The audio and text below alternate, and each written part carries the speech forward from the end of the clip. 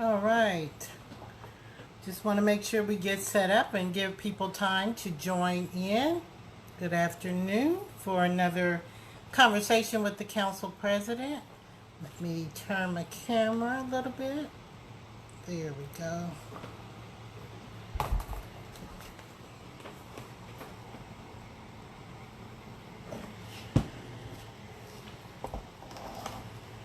Great to see you too. I see my camera is moving around on me. Let me get this situated while we wait on everybody to join us. It is 1 o'clock. I like to get started on time, but I do want to make sure everybody gets a chance to join in.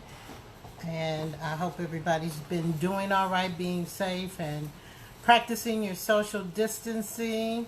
I hope you were able to vote, whether you did it by absentee ballot or whether you had to stand in those long, disgusting lines that we had here in Fulton County. We certainly have to get better. I know a lot of us have received calls related to that, and we, as elected officials on the city side, do not conduct elections.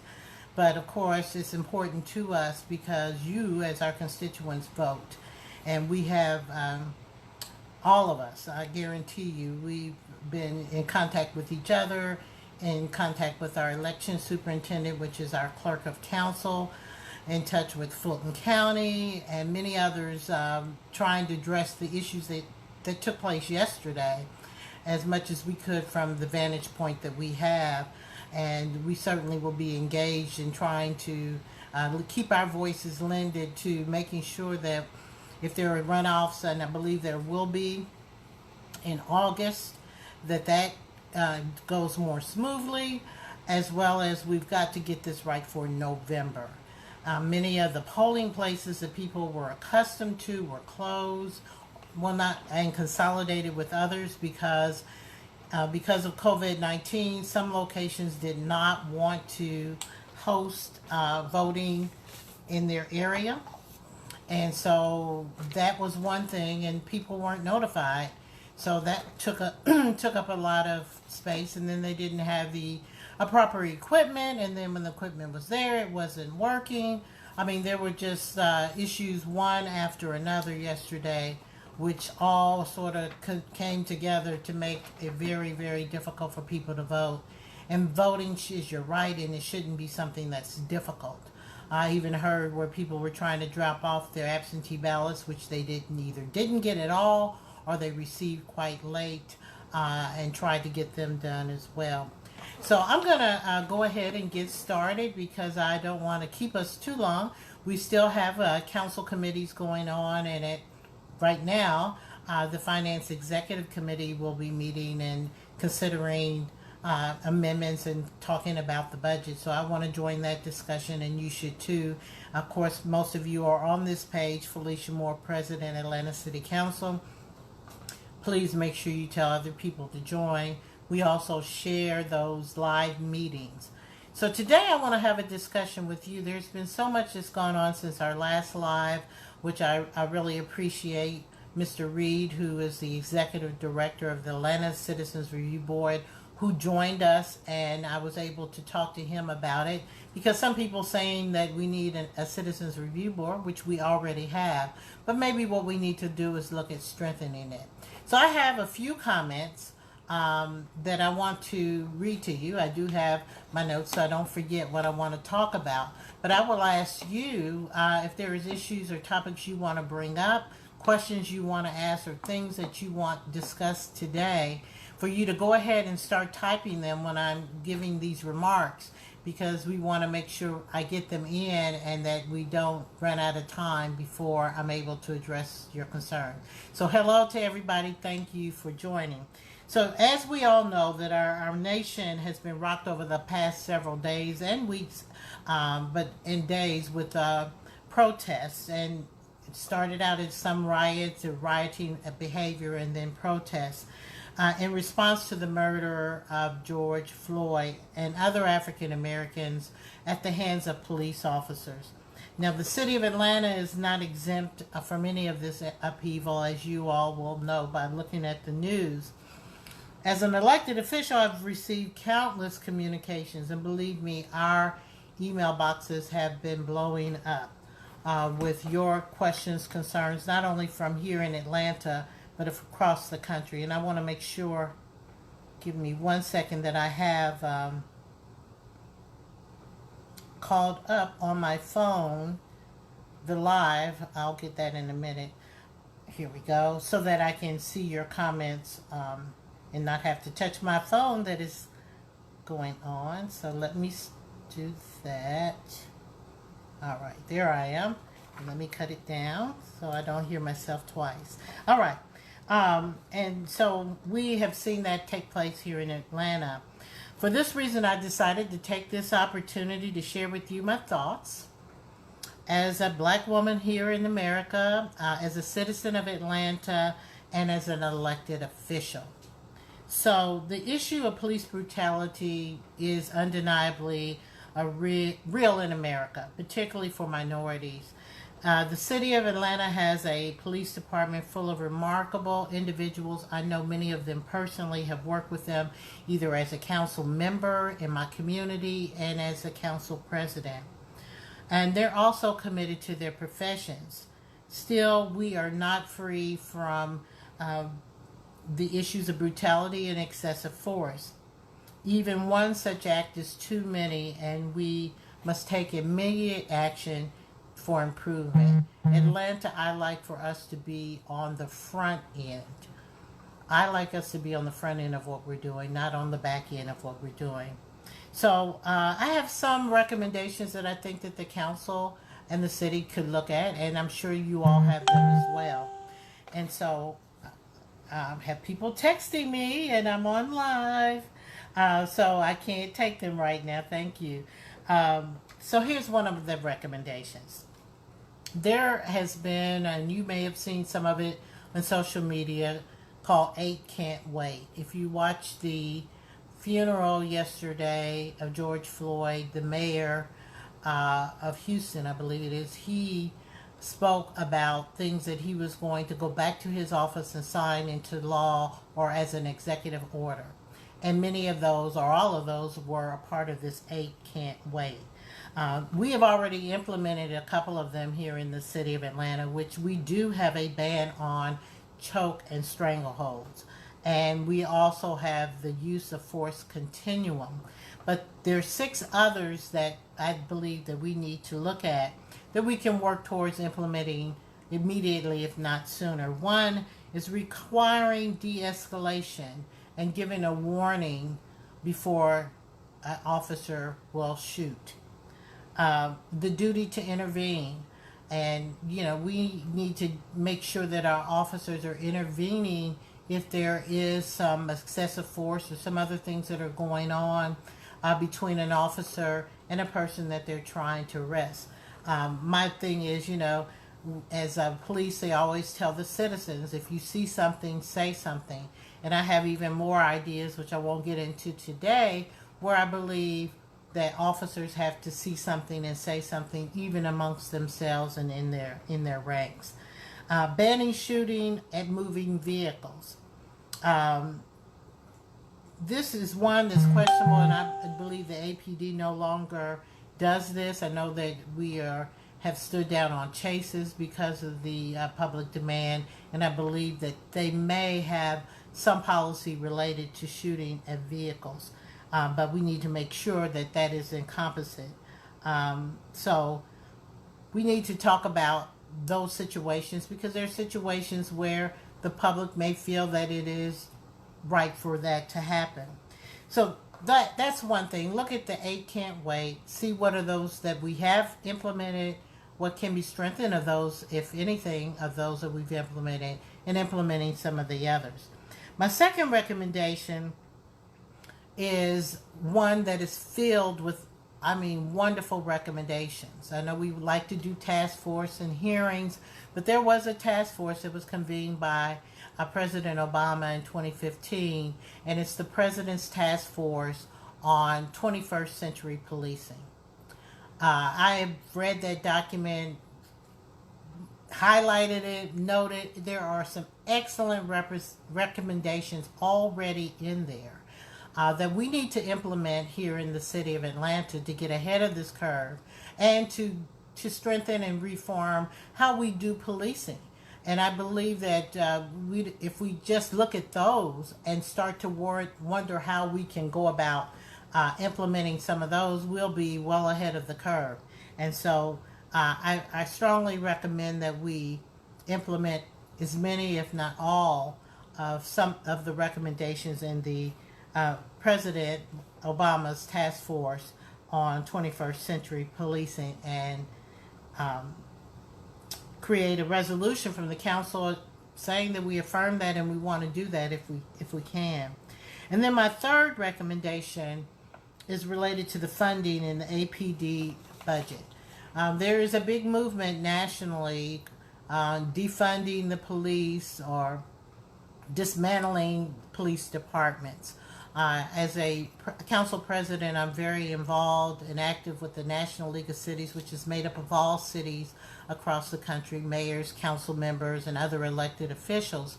And there is a group for council presidents, which I'm involved in. And so we're having an emergency meeting today. As a matter of fact, a little later today, to meet with the president of the Minneapolis Council.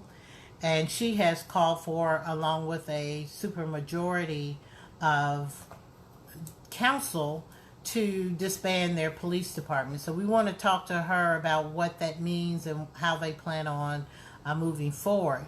So that's one thing. But the other one is defunding. And, I think that is not well defined. I think it means different things to different people.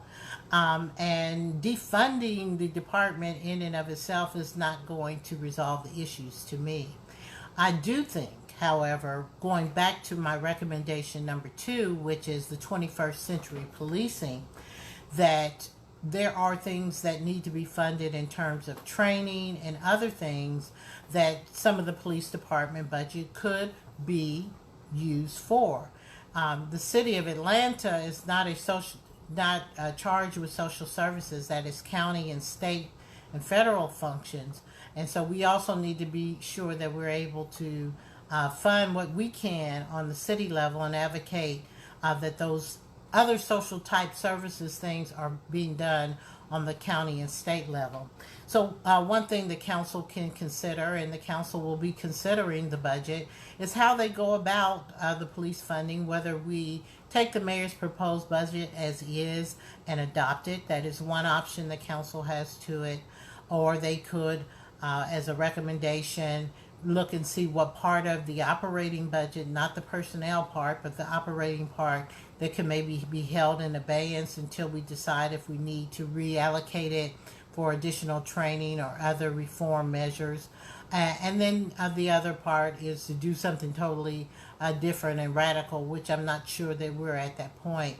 The council has to approve a budget by June 30th, and so they need to move forward in some fashion with the budget in the next week or two, a few weeks, so that we can have the budget by July 1st. And so there will be, of course, opportunities for you to weigh in. Again, the Finance Committee is meeting now, and as soon as I get off this call, I'm going to join that to hear how they plan on moving forward. And then we have our council meeting on Monday, which you certainly have an opportunity 1 hour before that meeting to call and leave your public comment for the council. So now I'm going to stop talking, and I'm going to see who is. I see many people watching. I see one of my great police officers watching. I'll say Rick Clear, very concerned that yesterday's city utilities meeting, a 3-year procurement has been given to People TV once again. And I wasn't able to join that, so I can't really speak on that one today, but maybe I can bring that up in a future conversation. So, okay, you said the second question. I didn't see the first from Mr. Club. To second that question, is the city at all looking at what DC Council is doing? They're taking action on a number of reform policy moving beyond the mayor's additional comments. And I guarantee you that there will be a place and space for the council to start discussing the reforms. If you look on my page, I did a post where the mayor has populated her task force that's looking at the use of excessive force. She took the challenge along with other mayors across the country from President Obama when he had his address to populate a task force to look at it and come back with recommendations. We had a call with her at 11:30 today. She talked about the fact that she has announced who those people are, so you can go on my page and find that, as well as there's an article that lists, I posted that lists the people. They're supposed to come back in 2 weeks and then also have some final report within 45 days. So that is one of the things that I think the council is awaiting and looking at. Councilmember Joyce Shepard, who chairs public safety, is representing the council on that task force. Urban Advocate, yes, as I mentioned, we only have 2 of the 8, and one of the things I am encouraging is that the council look to move forward as soon as possible on some of the others. Apparently, choking detainees is a nationally used technique by police to further restrain them. Choking detainees should be banned with criminal penalties. Again, we do not, that is one of the 8 that we do not, our police officers do not do the chokeholds and that kind of thing here in the city of Atlanta, so we're ahead of the curve on that. Okay, so you're, again, Mr. Clear about the People TV contract, and I think you all need to make sure you give public comment at the council meeting and at City Utilities Committee. I'll have to look into that, but of course, transparency is one of my key tenets, and so we should be doing everything that we can for that. Hi, Madam President, what happened to Atlanta voting rights? And I talked about that, Ms. Johnson, a little earlier. It's not in our control right at the city, but we are certainly advocating, pushing, and complaining like every other elected official about the deplorable condition that our elections were in yesterday, and trying to do all we can to make sure that doesn't happen again. So, Mr. Holder says, can you make a recommendation that if police makes any aggressive force, that an officer should stop the other officer? And that is one of the 8 can't wait that I mentioned, the duty to intervene. That is something that by policy we certainly should look at. Okay, 8can'twait.com, this is from the Urban Advocate, will allow you to interact with the policies and see them in graphic form by city. Okay, I will check that out. Waddle, from my understanding, 8 Can't Wait is one part of many interventions to defund the police. A lot of data has shown that these 8 policies has been implemented but have not worked. And so those are things, I mean, that's where there's a deliberative process. You look at them. I certainly hope that we would engage our police officers, the ones who we're trying to put these policies on, and see how they can be implemented and see how they have worked or not worked in other places. And so that's a part of the deliberative process. Okay, Sean Keegan. The police do not want more training. We need to rethink public safety. We need to reallocate their funds back into the communities that need it most, mostly black and brown communities. Hold on.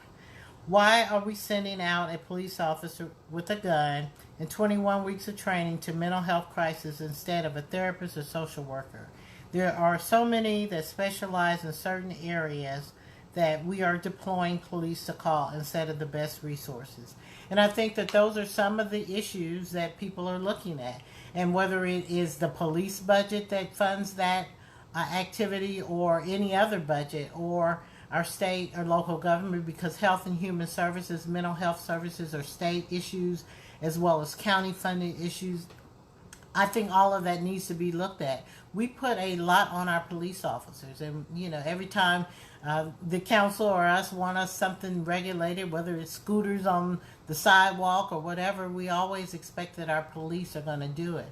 And our police can't do it all, and we do need to look at what we're asking them to do and how we can find other ways to take some of that workload off of them and put it directly in, whether it's a social worker or a crisis team or others that can better suit that. So I don't disagree. Let's see if I have any other. Mr. Holder, can you make sure that an officer uses aggressive force on a constituent? Okay, we already talked about that. Let's see. Aid Can't Wait is a great start, but not a solution, from Keegan.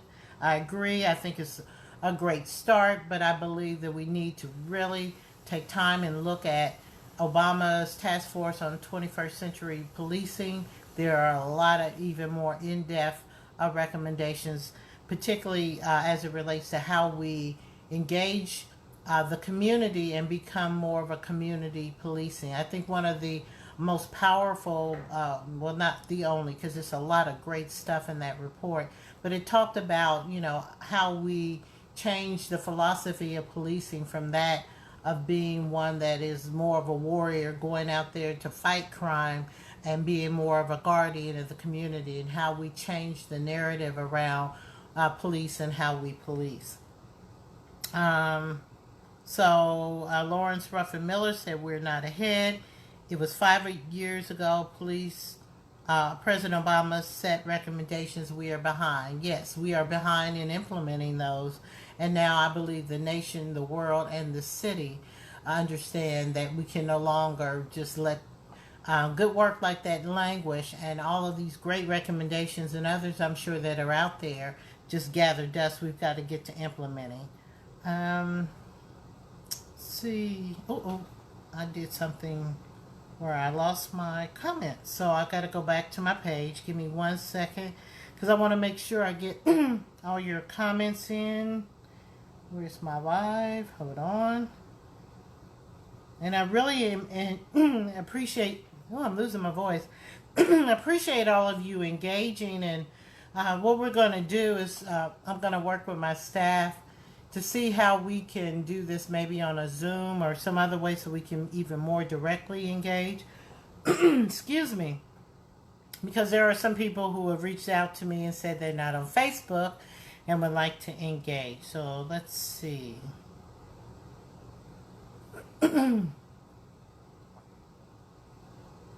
So Mr. Ruffin Miller wants to talk about community relationships and cultivating those, which I do agree with. So the Urban Advocate asks, what is the best way to hold representatives accountable? Emails and phone calls obviously don't seem to do it. Well, one of the things that's going on with COVID-19 is we're sort of virtually connecting and having to virtually connect because we're not having meetings at City Hall. So you can't, come down to City Hall in groups and make your voice known that way, because we're not meeting that way. And until COVID-19 is over and City Hall is again open to the public, that is another thing. So Lawrence Ruffin Miller, I'm having to go back up because I'm missing some. Thank you, Ms. Moore, for applauding this session. What is the status of the UDC opening? UDC. I'm trying to figure out. I'm not sure what UDC is, so if you would let me know real quick. It's not coming to me. So let me see if I'm missing anyone else. This is your last call. We've got about 6 more minutes. Urban Design Commission. Oh, okay. Thank you so much. So the UDC, Urban Design Commission, because we were talking about public safety, as well as other boards and commission, that question was posed to the mayor today at our weekly briefing call with the mayor. And she said that she should have, and they should have soon, some recommendations on how we can move forward with our boards and commissions, which is sorely needed. We're meeting remotely by council, and we've got to find a way that these other Urban Design Commission, License Review Board, the Board of Ethics, now the Board of the Inspector General and others need to move. And hi, Mr. Ponovi. The status of the Inspector General, which is something that we can't lose sight of. We've got to, while we're trying to reform the police department, we need to reform and make sure that we can hold ourselves accountable as city elected officials and those who are in administration and running our city. So what I understand, Mr. Ponovi, is the board is continuing their search nationally for an Inspector General, and that they are doing that, and as soon as the boards and commissions are able to start meeting again, they should be in the position where they will be able to hire that particular person. Okay, so Trudy says, until we address the police union, nothing will change. And I'm glad you brought that up, because I want people in the city of Atlanta to understand the difference between the unions of police here in the city and in the state of Georgia than those who are in other cities. So, for instance, in Minneapolis and some of these other cities, the police unions are very, very powerful organizations. I mean, they can intervene in terms of whether people get fired, hired. Those cities and states allow unions to actually contract with their governments. We do not have that here in the state of Georgia. And so our unions are advocates for their members, as they are advocates for the members of the Atlanta Police Department and other departments when they have those actions, but they do not have the power and strength that these other ones that you're hearing about nationally have. And so I don't think that the union is a problem. The union is adequately representing their membership and advocating on their behalf, and it's not the same as you would know it happens in Minneapolis or other places. Should suspects handcuffed be placed in the police car immediately? Many of the abuses in these videos take place when suspects are handcuffed. I can't answer that directly. I think, there's a lot about policing that, while we look at it from a public person's standpoint, that we don't know directly. That's why I'm so glad that our Atlanta Citizens Review Board, those members take place and go through the Atlanta Police Academy. I'm going to, whenever it starts back up, I'm sure they're not doing it because of COVID. I want to take that. I think we need to know more about the procedures before we can really opine on what should happen and how it should happen. But that is a question that's something I'm sure will be addressed perhaps with this mayor's office of use of excessive force. I'm a president of Adair Park, and 0 written responses from our council member, not even email. How do we move edged? We don't hear back. I don't know. I don't know, other than you can always email your council people. Different council people take different ways of communicating with people. Some by email, some by social media. Others, you might want to call the office and leave a message at the office, even though we're not physically in the office. I know every member is looking and viewing their voicemails, or should be, and that's the best way that I can respond to that. So let me see if there are other things I need to bring up before I wrap up. Again, the 3 recommendations I talk about today are not all encompassing. They're just starting points. They're things that we can do now or begin now. But understanding the unraveling the systematic institutional racism is a sort of the foundation for a lot of the issues that we're having, not only with policing, but with health disparities when we look at COVID-19 and others. So I believe that what we also need to have is a good conversation, the one that people don't really want to have, the ones that's painful to have for both black people, white people, Hispanic, and other minorities, is the issue of race and how that plays into how we're doing things.